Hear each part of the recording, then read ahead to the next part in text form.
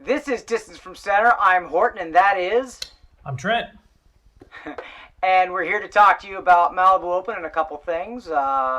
We just got done with the Malibu, and it was quite a weekend. Excellent last professional event of the season. Trent, starting with men's jump, exciting about who won, but really kind of more interesting, not more interesting, but newsworthy, is Fred Krueger, who didn't go to Worlds because of a pulled abdominal muscle. Exactly. Tried to pull it together at the Malibu Open and ended up taking a digger on his opening jump. He's okay. Yeah. But it is odd seeing a professional event with neither Freddie nor Ryan posting a score. Yeah. So here's what I know from the inside on Freddie is that he left feeling like he was going to be able to compete. Was feeling much better than he was pre-Worlds.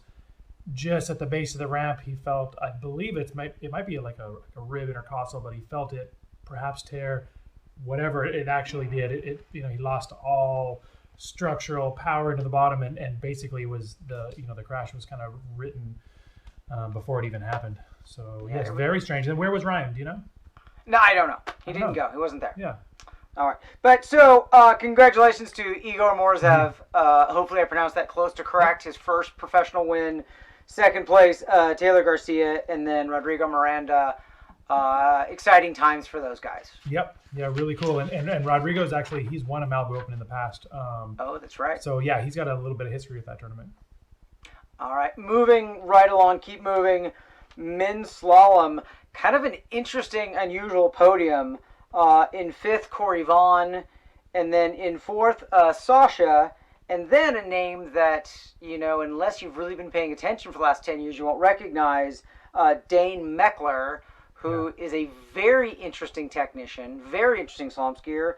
Third, second, Nate Smith, and then Will Asher. And if you watch the webcast, the last two skiers on the water were Smith and Asher, and Smith went out and ran 3 at 41, and then was followed by Asher, who ran maybe the best 41 not run by Smith I've seen in 10 years. I had some discussions with people saying that to find a 41 that good, not counting Smith, you might have to go all the way back to Chris Parrish riding 6'em. I mean, it was really perfect. Impressive. Yeah, it was amazing. What was cool is it kind of, it started big and then just ended easy.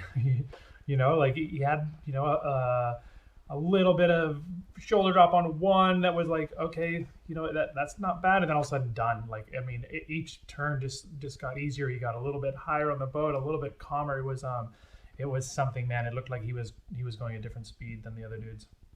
There was a moment of, did they shorten the rope? Mm-hmm. Seriously. Mm-hmm. So congratulations, Will Asher. That's fantastic. And then we get to the ladies, and women's slalom at Malibu was kind of interesting. Again, not the podium we're used to, and, maybe starting to see a changing of the guard. Oddly, in fifth place was Minot, and then in fourth place was Whitney, and then in third, a name, again, not that many people are going to know, Samantha Dumala. Yeah, which was, and if you just interject really quickly, if we turn back, say 3 years, I didn't think that this would be a surprising conversation, but she just kept progressing at this unreal level, and then she seemed to plateau, drop off a little bit, and actually 3 or 4 years ago, this is the conversation I would have guessed we were having.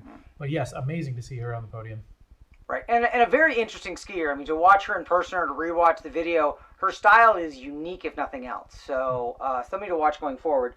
But then in second place, maybe the skier we all should be really paying attention to in the women's field is Jamie Bull, who has come from sort of obscure a handful of years ago to arguably one of the top 3 or 4 skiers in the world.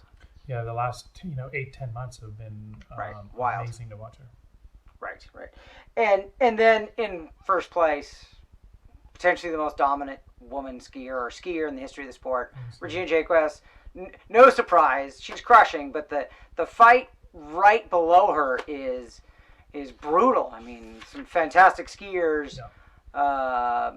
Really, really not kidding around. So that's the Malibu. Do you have any other closing thoughts? No, hometown girl Bailey Austin won the under 21 portion Yes, of she slalom, did. which is she's had not the year she thought she was going to have, but so it was a nice way for her to end. With a 39 score and a title up there. I think that's the second one she's won up there. But no, I mean this is, I don't know how many years into this tournament we are. I'm just going to say 10. It started with Dana Reed doing this way back in the day with Tommy Harrington, and then Chad Scott and Cobles and all these people that have taken the reins and made sure that we had a premium event on U.S. soil. So yeah, always good to see this thing going. Yeah, fantastic. Congratulations to the organizer. Also want to shout out to Blaze Grubbs, who won the under 21 slalom, California boy. Okay, so that brings us to, if everybody paid attention to Worlds, which seems months ago now, but it was really only a matter of weeks, there was quite a bit of controversy about the conditions and the safety, and Ryan Dodd went on camera and kind of disparaged the whole site.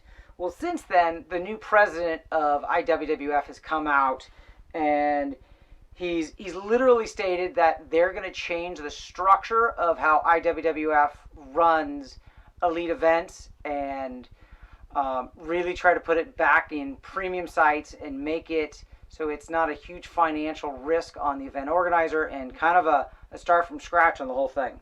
Yeah, and I think the latter being the most important. Like I think what people don't understand when Ryan's comments were they were polarizing in that people thought, hey, just shut up and ski, you're a pro. But what people don't understand is the site selection is based on money. It's not based on the site. And I'm going to say it again. We as skiers, we don't mind skiing on less than ideal sites if it's done for the right reasons. Boat sales, ski sales, putting it in front of prospective audience that are going to help drive the sport. But not typically, the Worlds right now has been decided on just whichever organizer can come up with a ludicrous amount of funds that IWSF demands, as a sanction fee. So yes, continue. All right, so we can only hope that's changed. Okay, so we have 2 minutes left. Trent, so 2 weeks ago at the California Pro-Am, Brian Detrick ran 4 at 41. And last weekend he ran 5 at 41. Mm-hmm. My question for you is Brian Detrick the next closest person to running 41? And who else should we be talking to? Who else is on the cusp? Because the old guard is kind of getting older, and this young guard is coming in. Who's next? And by the way, when I say young guard, Detrick's 30. I mean, yeah. Asher's 37. Detrick's 30. I mean, maybe the sweet spot is in your 30s. So who's next?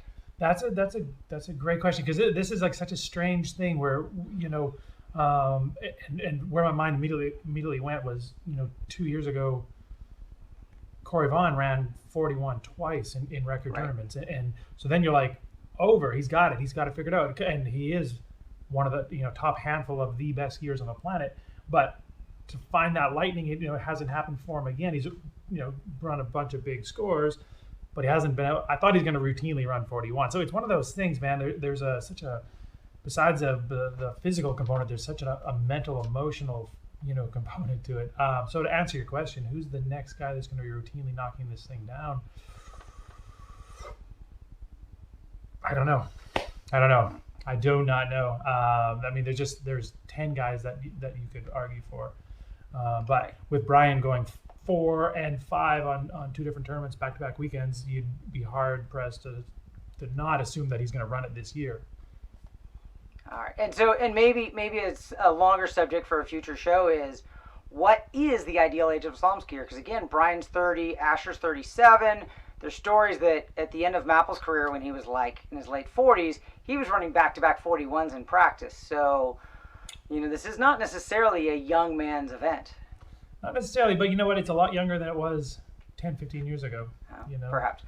All right, we are out of time. We're at 10 minutes. Thank you, folks. Trent, I will talk to you soon. Got it. Thanks, guys.